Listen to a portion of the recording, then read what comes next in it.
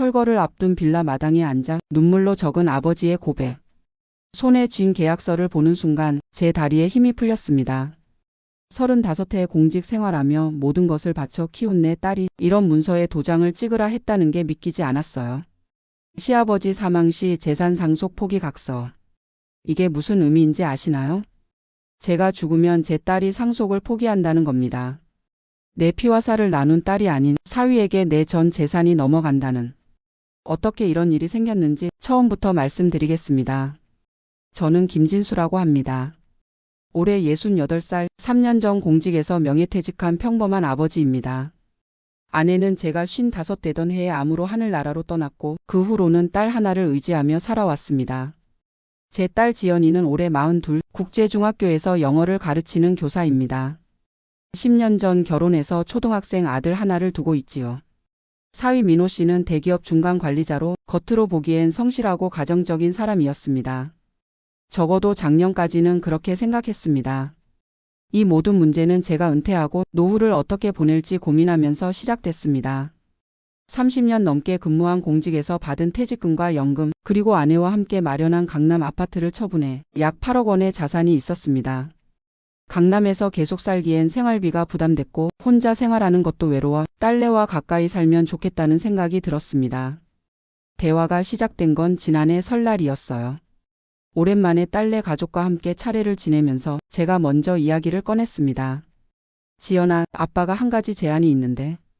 딸은 국물에 만두를 건져 제 그릇에 담아주며 귀를 기울였습니다. 사실 아빠가 혼자 그 넓은 집에서 사는 게 영. 몸도 점점 예전 같지 않고 너희 가까이 이사 와서 살까 생각 중이야. 아버지, 그거 정말 좋은 생각이세요. 우리도 늘 아버지 걱정했는데. 민호도 고개를 끄덕이며 호응했습니다. 장인어른, 요즘 전세 구하기도 힘드시죠? 저희 집 근처로 오시면 도움도 많이 드릴 수 있을 것 같습니다. 그날 저녁 자연스럽게 대화는 더 깊어졌습니다. 사실 아버님, 저희도 요즘 아파트 마련하려고 알아보던 참이었어요. 근데 집값이 너무 올라서. 민호의 말을 들으며 문득 생각이 떠올랐습니다. 그럼 이런 건 어떨까? 내가 강남 아파트 팔고 너희 근처에 좋은 집을 사서 함께 살면 어떨까? 1층은 아빠가 쓰고 2층은 너희 가족이 쓰는 식으로. 지연이의 눈이 커졌습니다.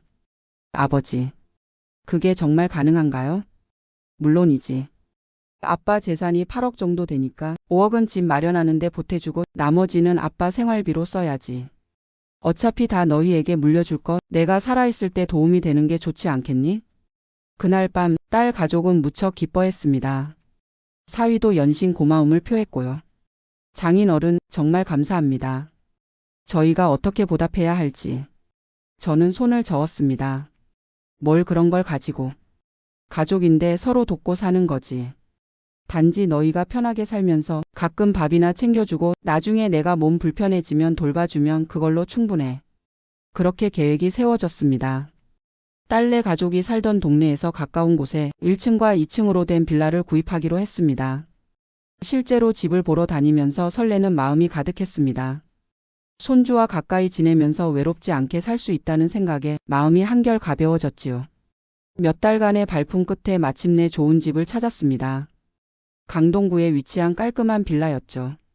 1층에는 방 2개와 거실 주방이 있고 2층은 방 3개의 거실 주방이 있는 구조였습니다. 부동산에서 계약을 앞두고 저는 사위에게 물었습니다. 민호야, 계약은 어떻게 하는 게 좋을까? 내 명의로 할까 아니면 지연이 명의로 할까? 사위는 잠시 생각하더니 말했습니다. 장인어른, 요즘은 세금 문제도 있고 해서 아무래도 지연이 명의로 하는 게 여러모로 유리할 것 같습니다. 나중에 상속 문제도 깔끔하고요. 그 말이 틀리지 않다고 생각했습니다.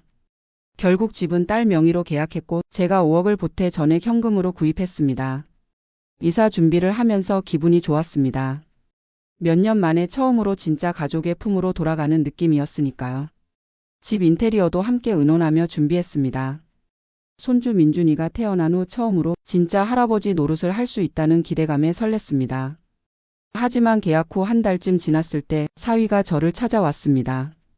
장인어른, 죄송한데 잠깐 말씀 좀 나눌 수 있을까요? 커피숍에 앉은 사위는 조금 불편한 표정으로 말을 꺼냈습니다. 실은 회사에 법무팀 후배가 있는데 집 계약 이야기를 했더니 나중에 문제가 생길 수 있다고 하더라고요. 무슨 문제? 장인 어른과 저희가 함께 살게 될 집인데 명의는 지연이 하나로 되어 있잖아요. 혹시 나중에 저희 부부 사이에 무슨 일이 생기거나 더 큰 문제는 장인 어른께 무슨 일이 생겼을 때 재산 분배 문제로 다툼이 있을 수 있대요. 순간 이해가 잘 되지 않았습니다. 무슨 말이냐? 그 집은 내가 너희에게 준 거고 내가 죽으면 지연이가 상속받는 거지 무슨 문제가 있겠니? 사위는 조심스럽게 말을 이었습니다.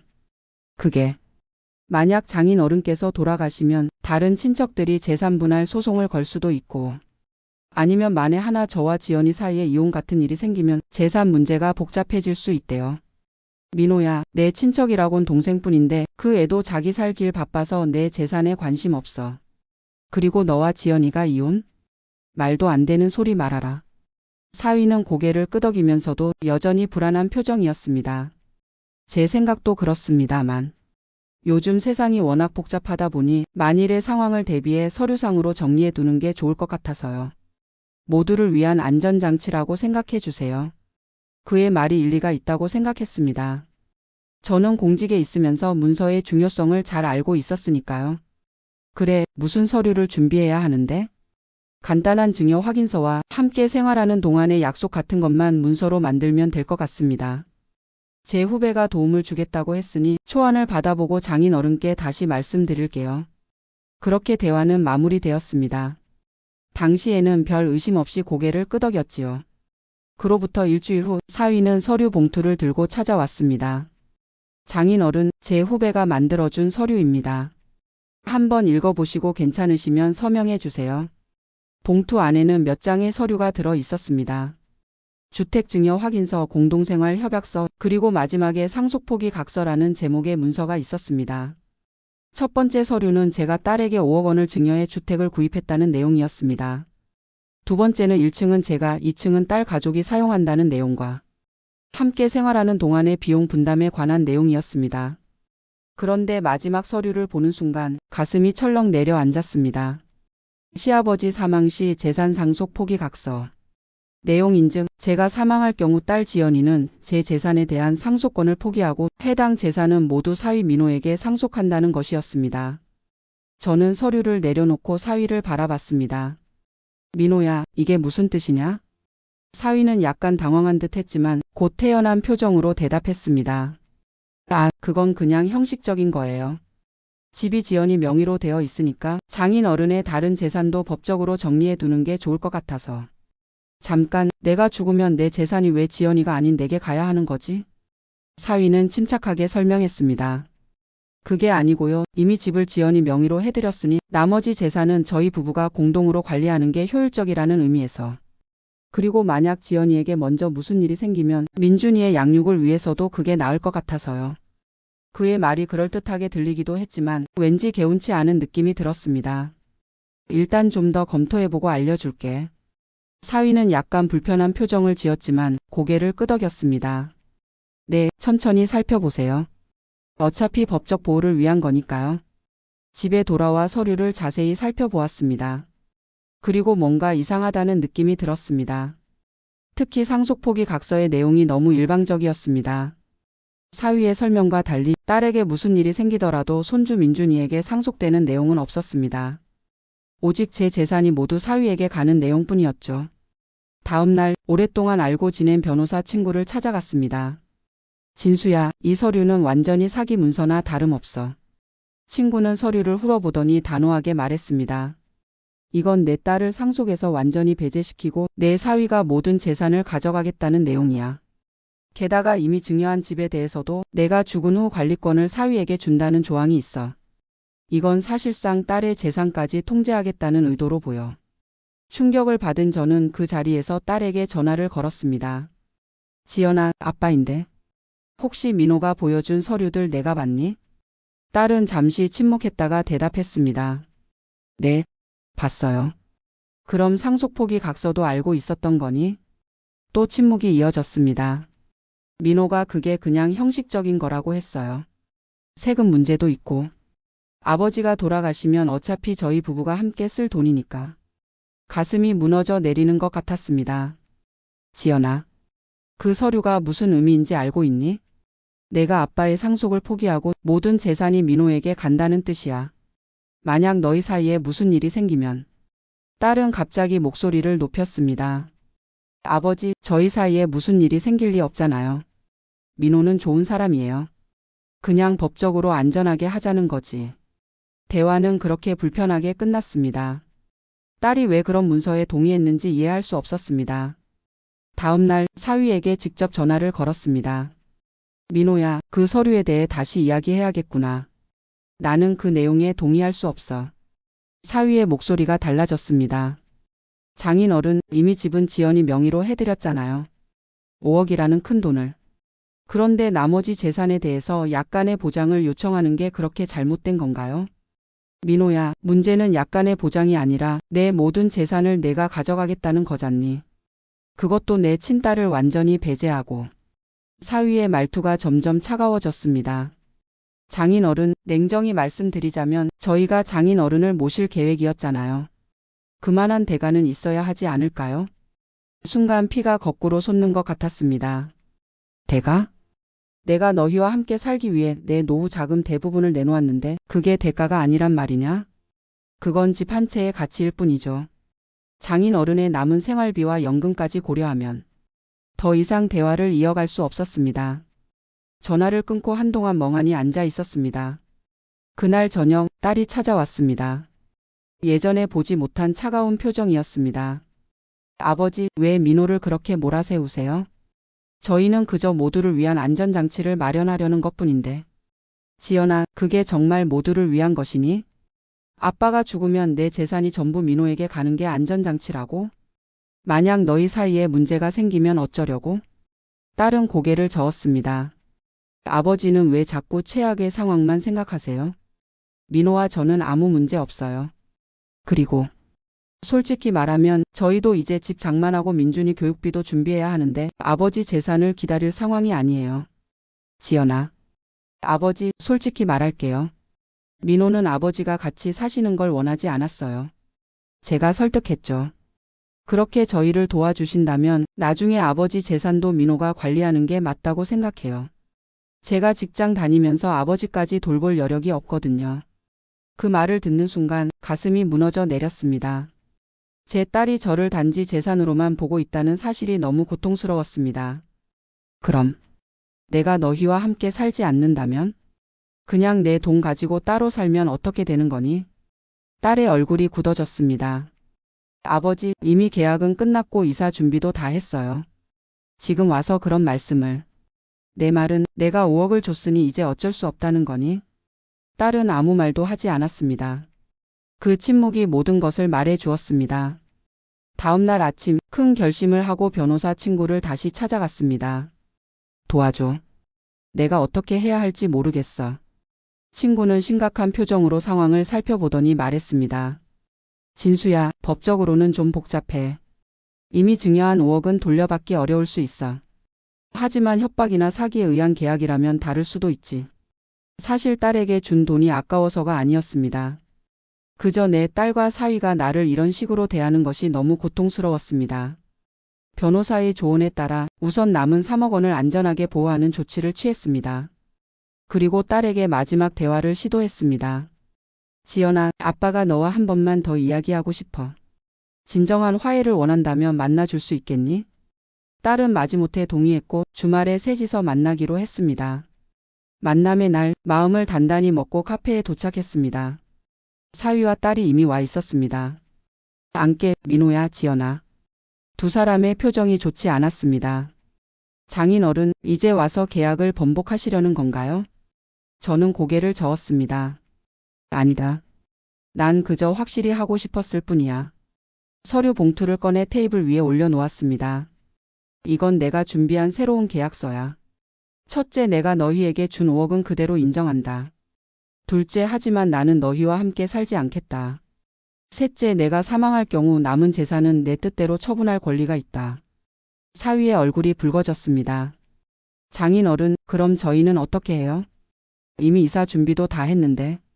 걱정 마라. 집은 너희가 원하는 대로 써라. 난 작은 전세방을 얻어 살 생각이다. 딸이 놀란 표정으로 물었습니다. 아버지, 전세방이라뇨? 그동안 강남 아파트에 사시다가. 그럴 순 없어요. 지연아, 내가 강남 아파트에 산 건 너희에게 더 좋은 환경을 주기 위해서였다. 그리고 너희 어머니와의 추억이 있어서였고. 이제 그런 거 다 필요 없구나. 사위가 불만스러운 표정으로 말했습니다. 장인어른, 솔직히 저희가 요구한 건 그리 과한 게 아니었어요. 많은 가정에서 그렇게 하고 있고. 저는 손을 들어 그의 말을 막았습니다. 민호 씨, 당신이 내 사위라는 사실은 변함없어. 하지만 이제 우리의 관계는 재정적으로 독립적일 필요가 있어 보이는군. 잠시 침묵이 흘렀습니다. 딸의 눈에 눈물이 고이는 것이 보였습니다. 아버지, 정말 그러실 거예요? 응. 내 결정은 확고해. 너희는 너희 삶을 살고 나는 내 남은 인생을 나답게 살려고 해. 그날 이후 저는 정말로 작은 전세방을 구해 이사했습니다. 강남 아파트를 팔아 남은 3억으로 조용한 동네에 전세 2억의 작은 아파트를 구했죠. 남은 1억과 매달 나오는 연금으로 생활하기 시작했습니다. 처음엔 너무 외롭고 힘들었습니다. 평생을 가족을 위해 살아온 제게 이런 배신과 상처는 감당하기 어려웠습니다. 그런데 의외의 일이 벌어졌습니다. 전세로 살게 된 아파트 단지에서 저와 비슷한 처지의 노인들을 만나게 된 것입니다. 복지관에서 알게 된 박 선생님은 저와 같은 60대 후반으로 퇴직 교사였습니다.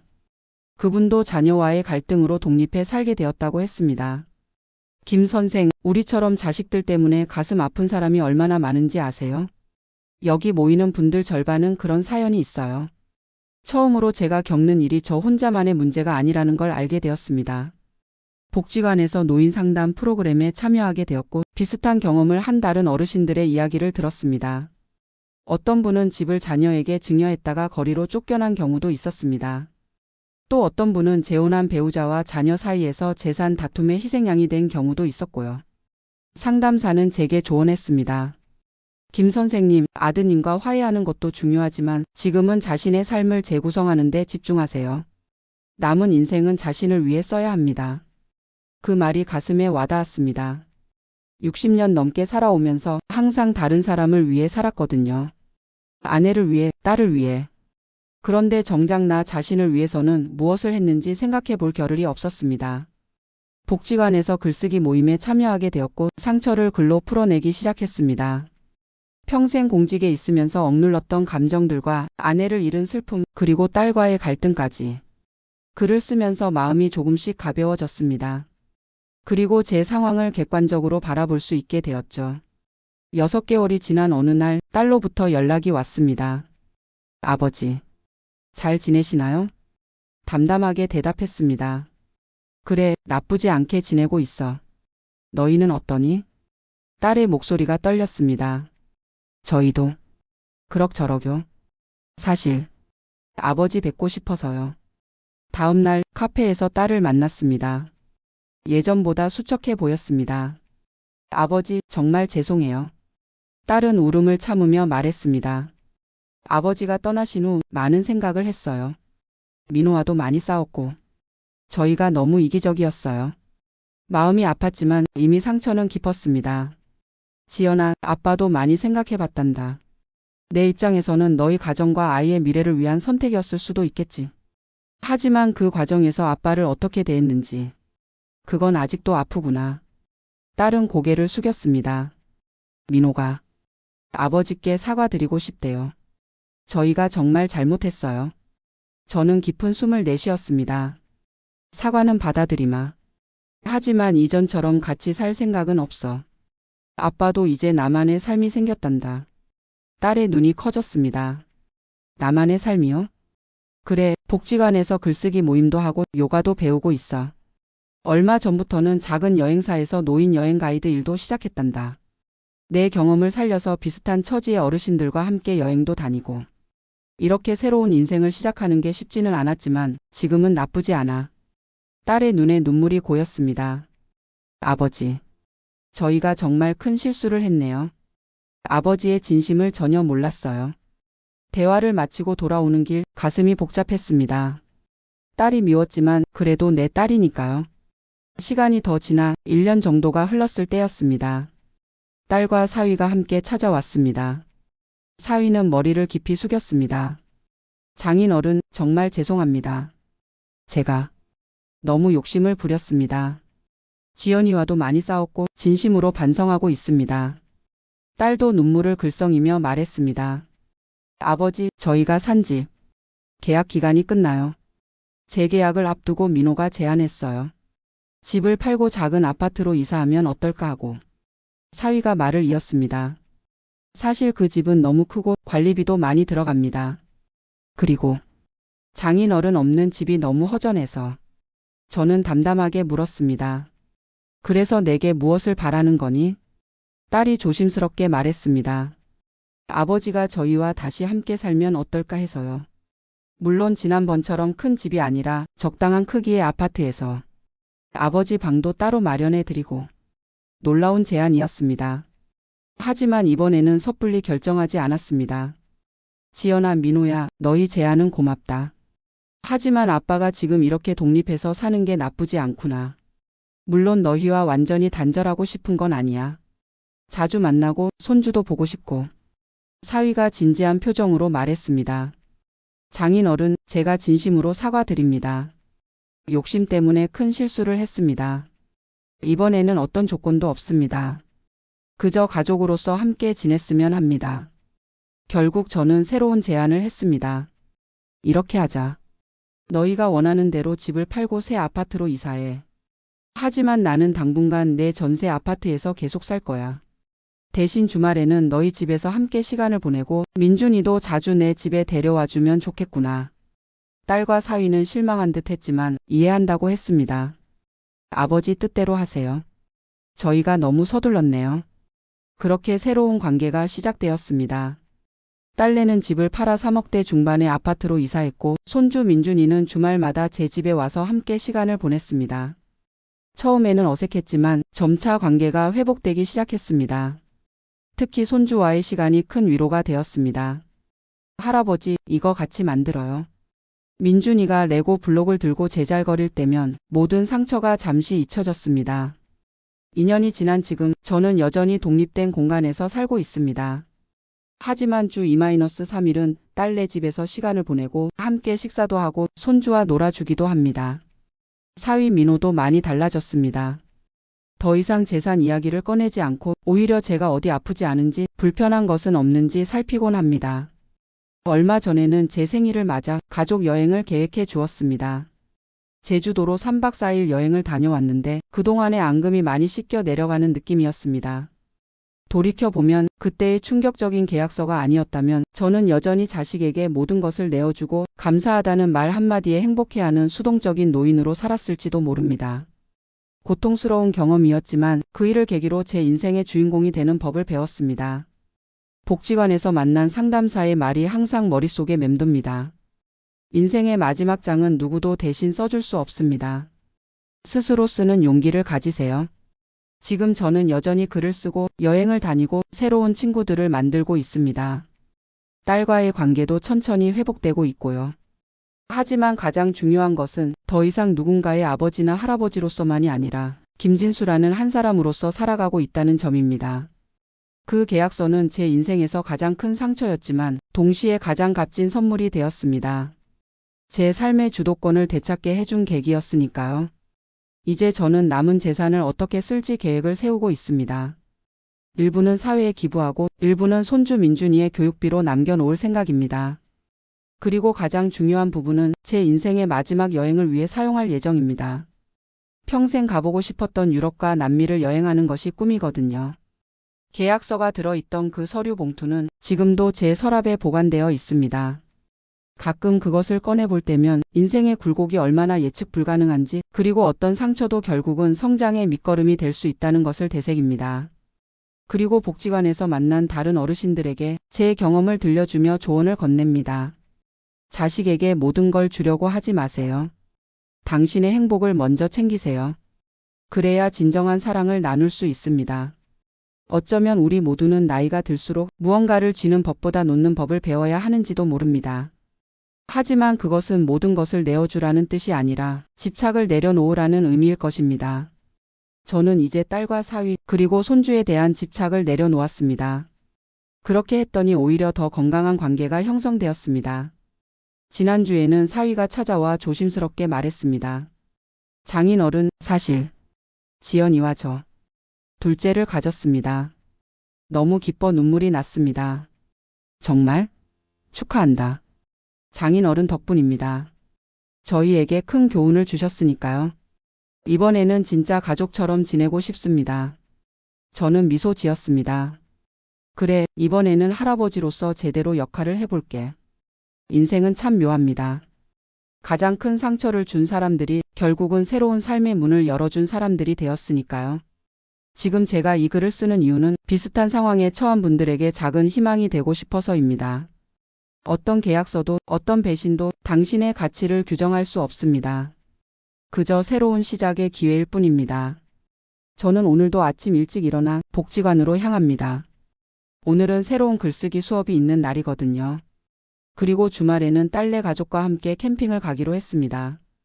끝나지 않은 이야기, 새롭게 써나가는 인생의 다음 장을 기대하며 김진수 드림.